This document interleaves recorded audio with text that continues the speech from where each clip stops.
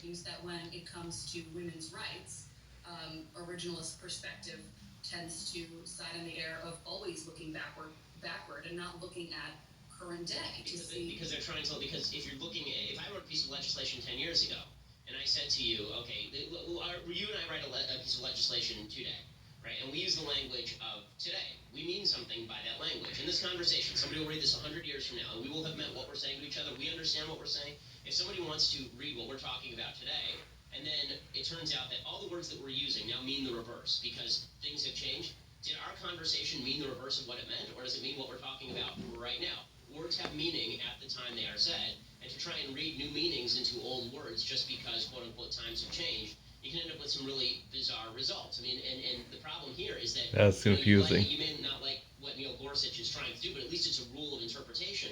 In the constitutional structure, what we've had is the Supreme Court very often reversing itself on the exact same language by using the sort of rules that you want. So, for example, in Plessy versus Ferguson, you had the Supreme Court say that the 14th Amendment did not apply to black people insofar as segregation was okay. And then 50 years after that, they say, no, it turns out the 14th Amendment actually meant that segregation is not okay anymore. Well, that's silly. I mean, it either meant one or it meant the other. It didn't mean two different things at the same time. One of those decisions is wrong and one of those decisions is right.